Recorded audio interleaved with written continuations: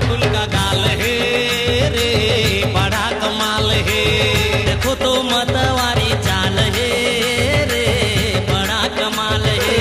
टुरी के फुल्का गाल है रे बड़ा कमाल है। देखो तो मतवारी चाल है रे बड़ा कमाल है। मुच मुच हंसते हैं मनला फांस दे है। मुच मुच हंसते हैं मया माँ फांस दे है। मोला बैहा बना दे रे बड़ा कमाल है। टुरी के फुल्का गाल है रे बड़ा कमाल है। देखो तो मतवारी चाल है रे बड़ा कमाल है।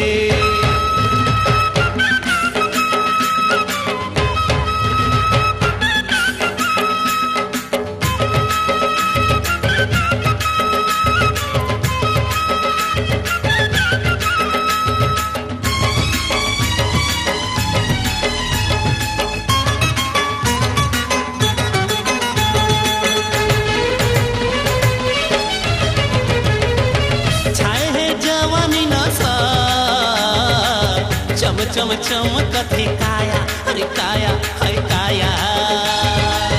अरे गुमान अंगमा कभे है पोलखा और साया अरे साया है साया। आहारे गजरा वाली मन लमोरे भागे दीवाना टूरा मन के मन पगलागे। आहारे गजरा वाली मन लमोरे भागे दीवाना टूरा मन के मन पगलागे। मुच हंसते हैं मनला फांस दे है। मुच मुच हंसते हैं मया माँ फांस दे है। मोला बैहा बना दे रे बड़ा कमाल है।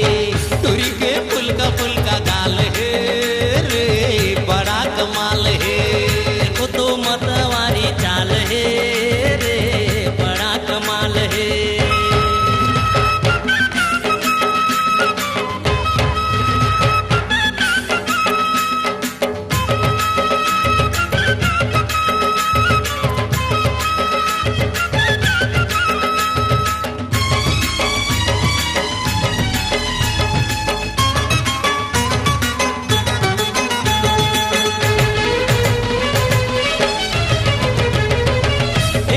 चूरी हाथ